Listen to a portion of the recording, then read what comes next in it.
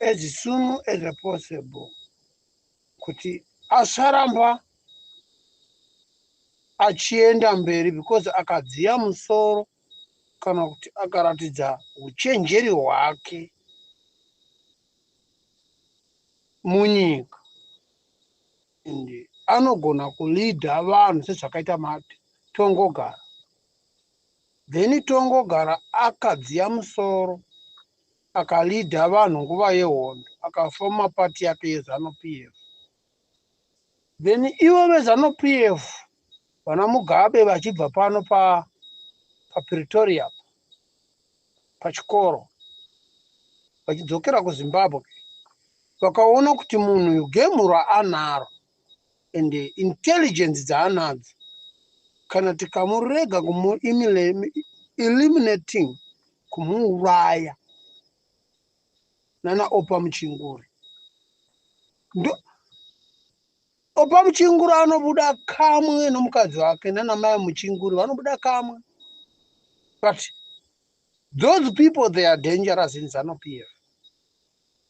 And ndo vanhu vamusingambonzwi kuchinzi Opa Muchinguri wanzi waita chakati, but ndo big fish, whale anomedza vanhu vakawanda muZANU-PF. Vakaona kuti munhu anetso, ndo vanhu vanoisa signal kana kuti vanosaina kuti munhu ngatimuuraya, because apa neapa neapa neapa neapa neapa vanozotikonzeresa. Musati Chidhumo naEdgar Masendeke vakaurayirwa chii? Vakazikanwa kuti kana vakabuda mujere nouchenjeri hwavanga vanahwo vanotiuraya, ende vakasumuka kulidha vanhu ava, then vanhu ava vanoenda mberi.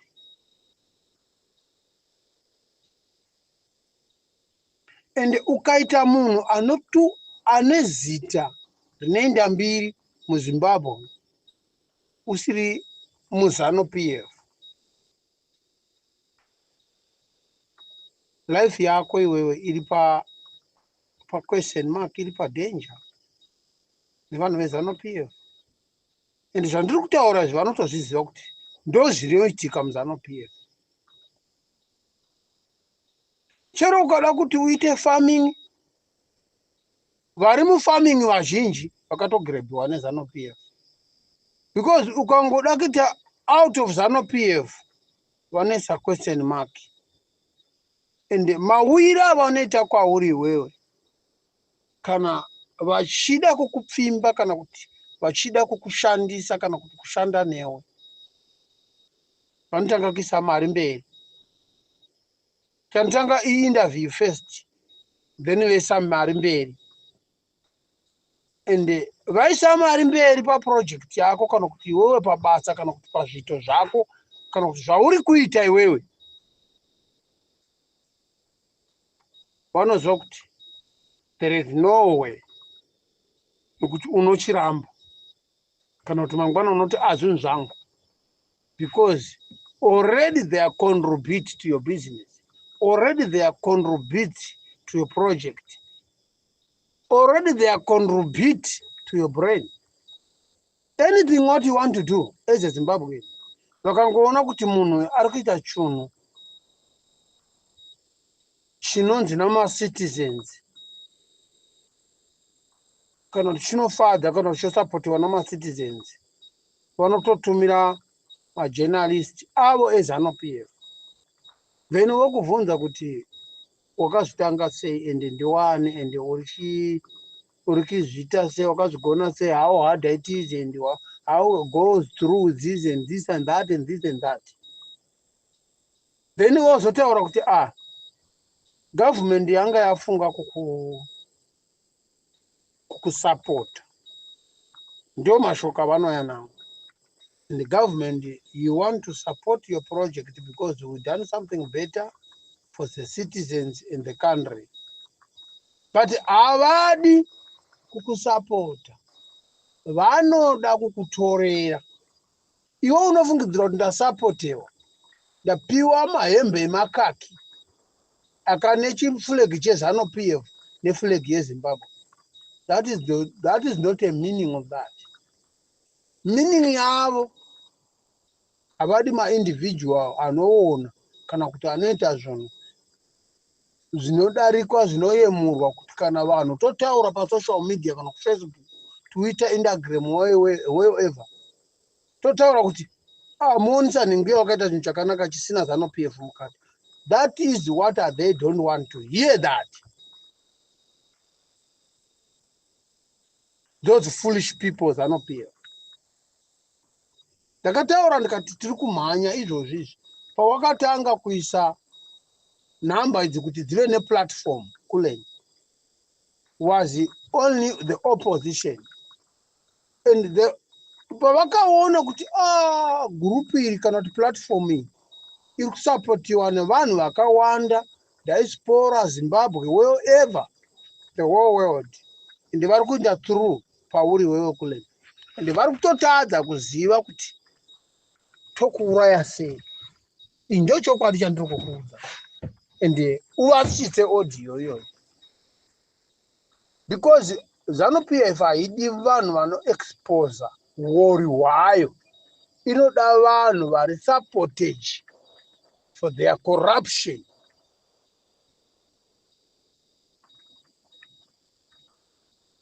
Okay, mukauraya munhu kuti aramba kana kuti ari kutaura huipi kana kutadza kwamuri kuita kutungamirira nyika, pachiurayirwe munhu, they were supposed to fix for themselves, then they be organized. Nobody can blame them. Tinozviziva kuti kune nyika dzina mascandals, corruption muno muAfrica. We are not speaking about European countries, we're speaking about African countries.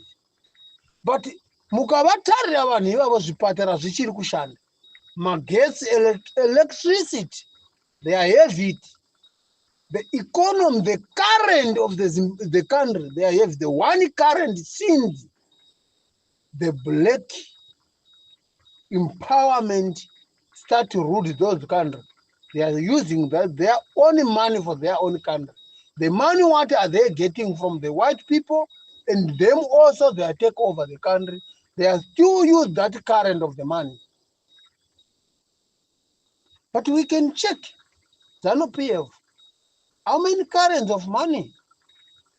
They are trying for the foolishness story for them to pretend like they are do something better to you Zimbabweans, but nothing better. What are they do to you Zimbabweans? They are much better to them, not to the citizens. Yes. Mukatarira kuna vaimbi vakawanda vakaurayiwa. Vaimbi vakawanda vakaurayiwa. Vainda mbiri kudarika ZANU-PF. ZANU-PF, they are eliminating them, kill them. Nyika zhinji dzina ma problems. But go there and see their development, hospital, infrastructure, hospital system, army, police, everything. They are still functioning in a right, in a good way, in a good move. Zimbabwe yatadza. Tingatoti Zimbabwe haina kutadza, but ZANU-PF, Zimbabwe it's all right. Nyika inonzi Zimbabwe varume yakafuma, but yakonzerwa kuva nenhamo nokuda kweZANU-PF. Zimbabwe is the richest country, but we are poor because of the leadership. We are poor country and people because of leadership.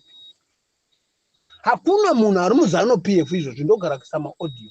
Ari muZANU-PF mungati mungandisumudzira kana kundinominata one person ari muZANU-PF izvozvo munoti uyu anogona kuendesa nyika mberi, and wamunonominata kuti since from 1980 and today was do better for the Zimbabwean. Who is that? And who? You must bring it here by the table. We can say yes. Because kune vese vakambomhanya neZANU-PF vanotova nemawords avakaisa, because Zimbabwe haina kuurawa nokutorwa kwamavhu kweminda. That is not a reason. But muna mashoko amakataura akakonzera kuti Zimbabwe ive zvairi nokuda kwespeechless yamakaisa imini maZANU-PF imini, muchifungidzira kuti muri kuenda mberi muchienda sure.